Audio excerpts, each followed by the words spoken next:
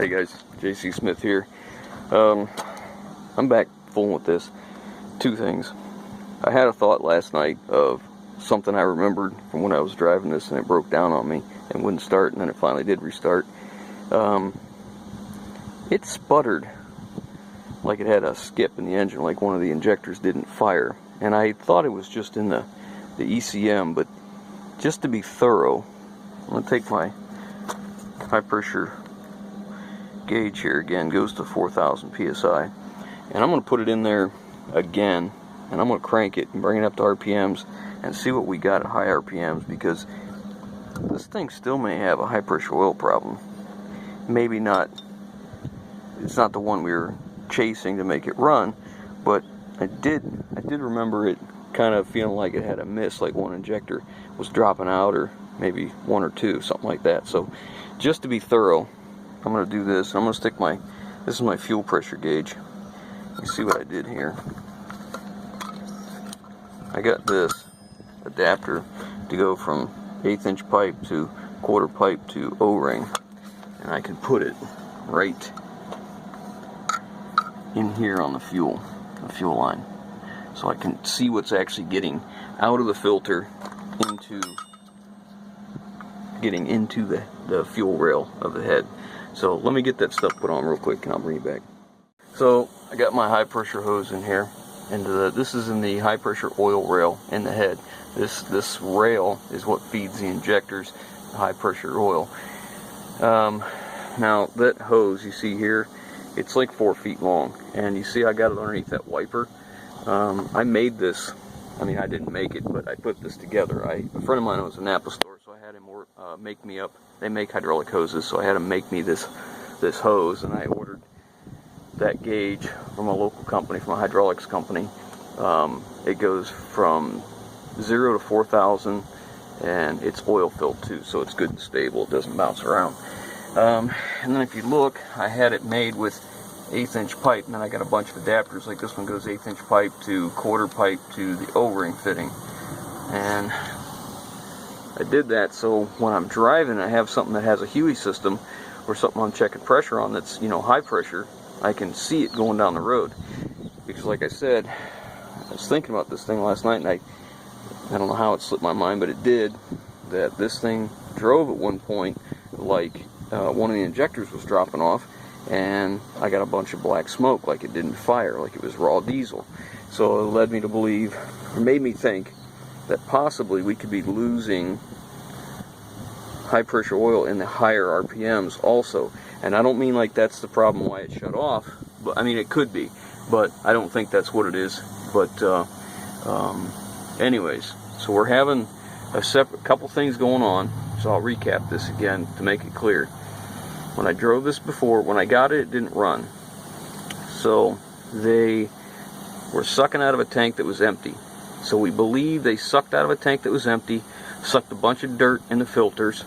We changed the filters, we hooked it back up, it ran and drove, and I drove it down the road. I drove for about a half an hour. It was up into operating temperature. I think it was about a half hour, I can't remember now, but got up to operating temperature, and I was on my way back, and it stumbled, kind of spit and sputtered, and then it kind of ran out of fuel. So that's what led me to believe it was fuel, being so, how I got the truck and what I had to do to get it running. So then what we did is if you remember seeing here, I showed you on opening that port right there, where we were getting air into the fuel system. So we ran a separate pump into the tank, right into the tank, and bypassed the sending unit and the primary filter, leaving this filter in place, this orange, or the red one. That's the secondary fuel filter, okay? And then it ran. Now, it ran good, but the problem was it would run for a while. If you shut it off and come back, it wouldn't start. And that's the problem we were having. So, as I was telling you yesterday, which, this may be a couple days after you guys seen that video, but this is the next day for us, the injectors were not firing. So, I put my fuel pressure gauge in so we can see exactly what we're getting. Now, the location of where this fuel gauge is kind of important, because this tells me what is actually getting into the rail, not what's in the line up to it. Okay, so here we're getting the pressure coming out. This steel line goes right up into the head, which feeds the injectors. So there's nothing else in there between this point. So that tells us what pressure we're actually getting through the filter. Okay, and the spec on this, I thought it was in the 20s, but I was surprised. We had like 80 some pounds of PSI, so that spec might be off. So anyways, we're going to check that again before I do anything, changing out that ECM. And then, like I said, the high pressure oil, we're going to check that at high RPMs and see what it does.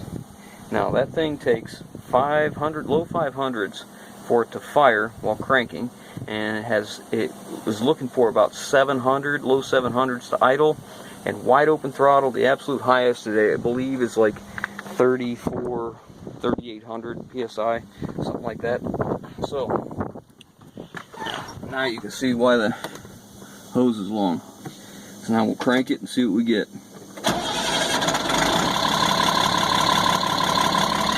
Okay, so it hit 1,000.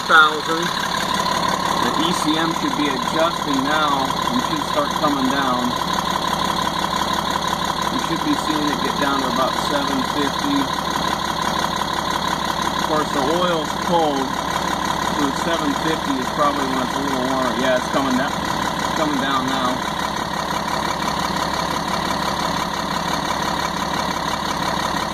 So right there is 500. So that's what would that be? That's 250. 5, 6, 7, 8, 9. So it's running about 850 PSI at idle right now. And it just dropped to about 800. See what it does coming up here.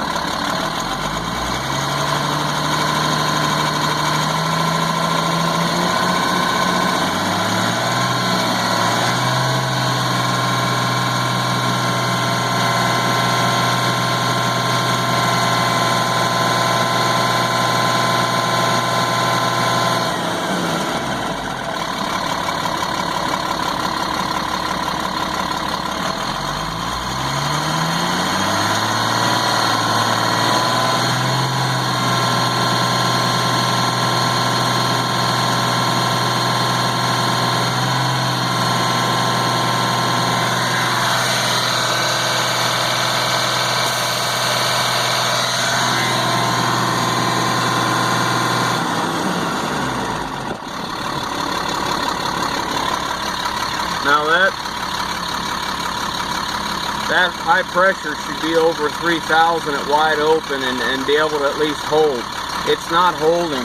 Now, that might seem like that's a high pressure oil problem, but that could be the regulator. The ECM could still be bad in telling it to dump the pressure.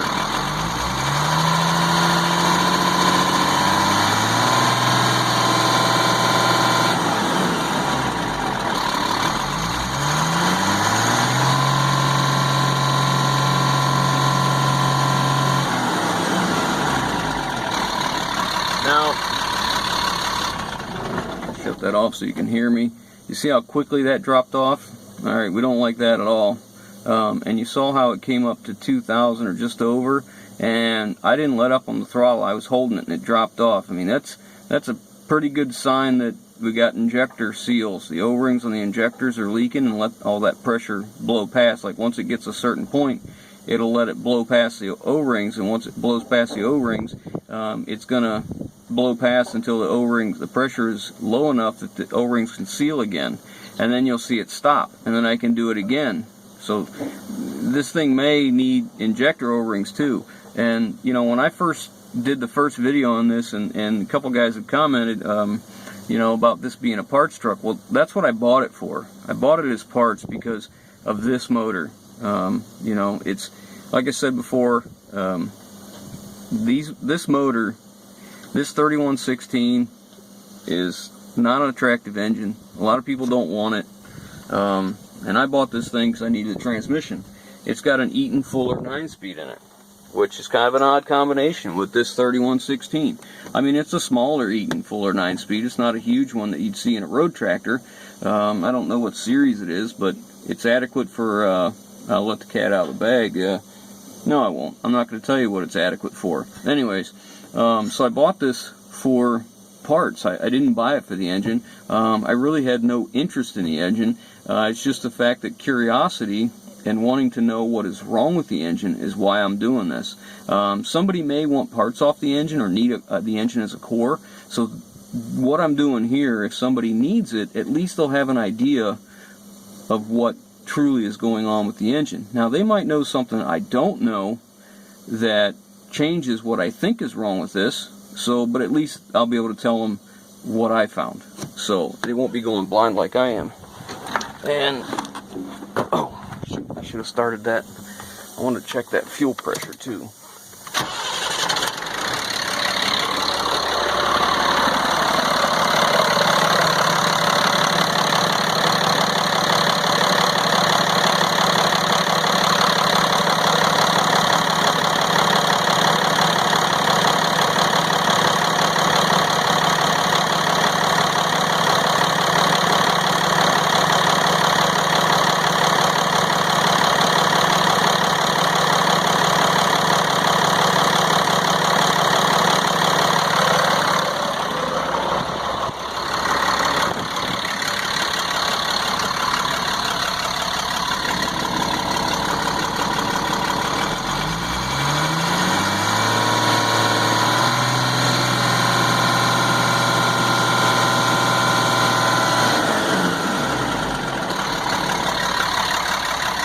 Okay, so that was kind of obvious. You saw that the pump was able to make the 3,000 pounds.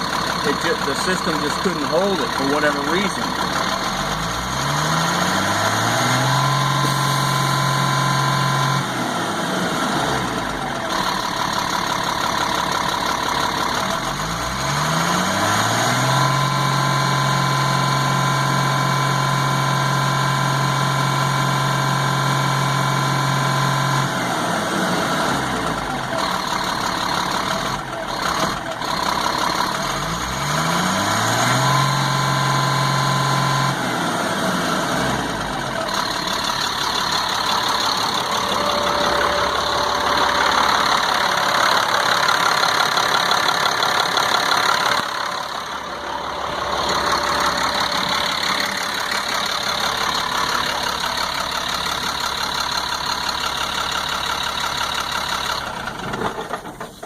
Okay, now what you saw was the pump was able, that high pressure oil pump was able to make 3,000 psi. The system just couldn't hold it. So that could be one of several things. Like I said, it could be the O-rings that are on the injector or letting all that high pressure oil blow past, because there's two of them.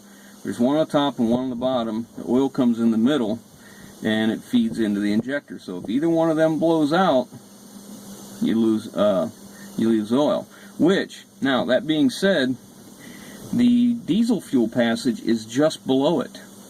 So if it's blowing past the bottom one, we could be getting oil into the diesel fuel in the injector. Now that would explain what happened to the oil, why it was so low when I first got this thing. So we may be onto this, and again, it sure seems like there's a whole lot of speculation going on, but when I got here this morning to try and crank this thing over, it cranked and cranked and cranked and wouldn't do anything, and I checked the injectors again and they weren't firing. It is what it is. I believe the ECM is faulty. Now, I did find a used ECM from a friend of mine, so we're going to swap that out and see if that fixes the starting problem.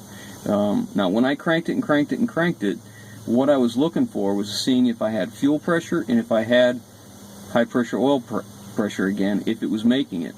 Because a lot of times when you come back to something back and forth, you basically have to start over every time you look at it, because you can't take anything for granted that you've already looked at. So that's why, like I said, I thought about it, and I remember this having that skip. So I just wanted to check that again. But now also you saw it was running, that check engine light was on, we ran the codes on it, and it had no codes. However, while it was running, the check engine light was on, staying on.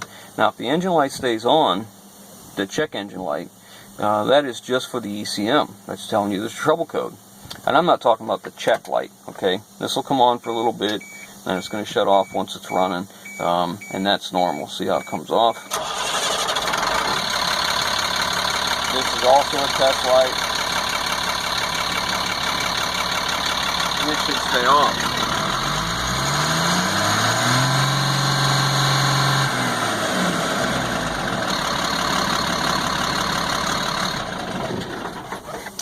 Anyways, I just wanted to be thorough with this. So, needless to say, when I first got this, I said that, you know, I had no interest in this motor. They are what they are. They're not attractive. Nobody wants them. It's a boat anchor or yard art or whatever you want to call it. Doesn't matter.